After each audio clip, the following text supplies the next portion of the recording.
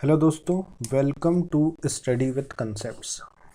तो देखिए, जैसे कि आज IBPS RRB क्लर्क के है ना, अब सिर्फ 2 शिफ्ट्स बाकी हैं। तो आज पूरे एग्ज़ाम हमारे यहाँ पर कंडक्ट हो जाएंगे IBPS RRB क्लर्क के। एक जो है वो 19 तारीख को हो चुका है ना।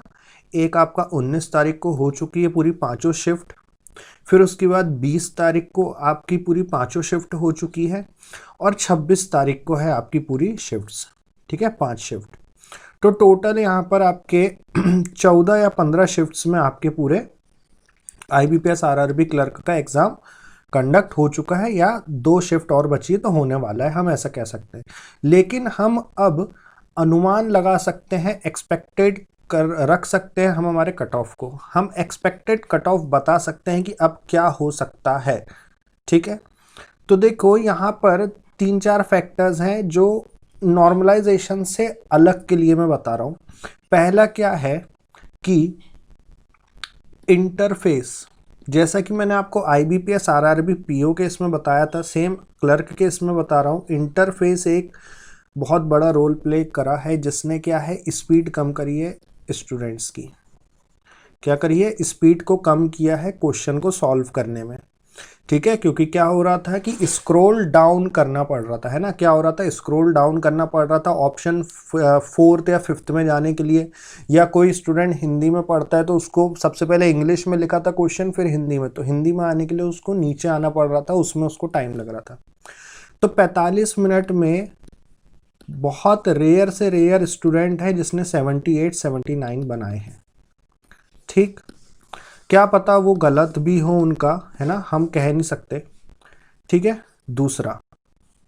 दूसरा क्या है कि यदि आपकी स्पीड क्या है, हो गई है, कम हो गई है, तो आपकी एक्यूरेसी में क्या होगा सर, एक्यूरेसी में अंतर आएगा।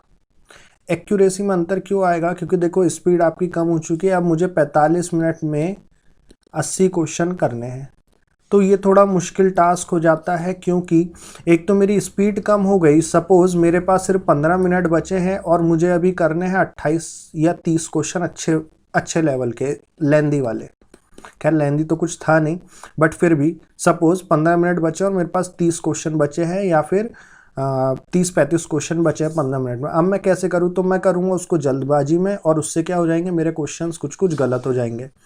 तो यहाँ पर आपकी एक्यूरेसी भी क्या हो गई सर, डाउन हो गई।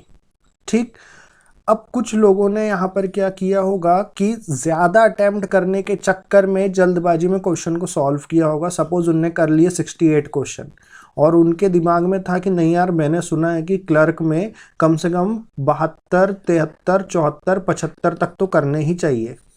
हाँ, तो अब वो क्या करेगा, वो जो 7-8 क्वेश्चन है वो जल्दबाजी में उसको सॉल्व करेगा, जो कि क्या है, गलत होने के चांसेस बिल्कुल है ना। जल्दबाजी में अगर क्वेश्चन वो सॉल्व कर रहा है, सपोज सिंप्लीफिकेशन करने लग गया वो, तो शायद वो क्या कर देगा, जल्दबाजी में गलत कर देगा। या अर्थमेटिक का कर रहा है तो जल्दबाजी में क्या कर देगा, गलत कर देगा। तो हम ये नहीं बोल सकते कि जिन लोगों ने 75 क्वेश्चन किए हैं वो बिल्कुल सही हो। जिन्होंने 75 क्वेश्चन किए हैं उनकी 100% एक्यूरेसी हो, हम ये बिल्कुल नहीं कह सकते। उनके भी 1 या 2 या 3 या 4 क्वेश्चन गलत होंगे ही होंगे। ऐसा सभी के लिए नहीं कह रहा हूं मैं, लेकिन मोस्ट ऑफ द स्टूडेंट्स के लिए मैं ये चीज़ कह रहा हूँ। क्लियर। तो अब बात आती है हमारी कि क्या मेरी कट ऑफ कितनी जाएगी। मैं सभी स्टेट्स का बता रहा हूँ, कोई इंडिविजुअल नहीं। जिस किसी बच्चे के मार्क्स, या चलो अटेम्प्ट्स कह लो, अटेम्प्ट्स कह लेता हूं मैं, 65 से लेके 74 तक हैं। ये मार्जिन इसलिए 9 का रखा गया है, ये मार्जिन इसलिए 9 का रखा गया है क्योंकि आप बोलोगे सर अगर कट ऑफ हम लोग बताते हैं तो वो 70 से 74, मतलब 3-4 का डिफरेंस होना चाहिए, आप तो 9 बता रहे हो। ये मार्जिन यहाँ पर मैं इसलिए रख रहा हूँ क्योंकि मैं ये पूरे स्टेट्स की बात कर रहा हूँ, किसी इंडिविजुअल नहीं। अगर इंडिविजुअल स्टेट्स, सपोज अगर मुझे एमपी का बताना रहता तो मैं यहाँ पर बोल देता आपका 67 से 70 के बीच जाएगी कट ऑफ, मैं ये बोल देता। एमपी का अगर मुझे बताना है तो मैं बोल देता 67 से 70 तक के बीच कट ऑफ जाएगी। लेकिन यहाँ मैं इंडिविजुअल पूरे स्टेट्स के बता रहा हूँ, तो ये आपकी रहेगी कितनी, 65 से 74। ठीक, 65 से 74 के बीच आपको यहाँ पर कट ऑफ देखने को मिलेगी। ठीक, कुछ स्टेट्स ऐसे हैं जहाँ पर वैकेंसी कम है, स्टूडेंट्स ज़्यादा अप्लाई किए थे, तो वहाँ पर आपकी 75 76 तक जा सकती है। वो भी बहुत रेयर से रेयर चांसेस में बता रहा हूँ, बहुत कम चांसेस है उसके भी। क्लियर, लेकिन जा सकती है। ये जो एक्सपेक्टेड कट ऑफ है ये मेरा अनुमान है, अभी कोई आई तो है नहीं, है ना।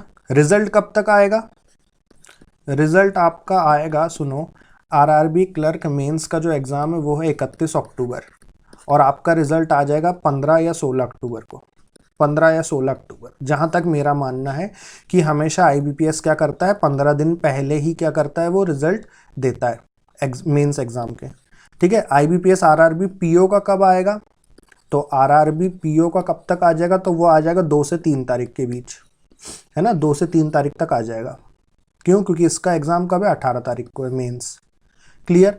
अब बात ये आती है कि मैं मेंस की तैयारी करूं या नहीं करूं, तो बिल्कुल मैं आप लोगों को बता रहा हूं, जिसने 65 और 74 के बीच में क्वेश्चंस अटेम्प्ट करे हैं और जिसको लगता है कि नहीं यार मेरी 100% एक्यूरेसी है या मेरी 99% एक्यूरेसी है, वो बिल्कुल मेंस की यहाँ से तैयारी स्टार्ट कर दो।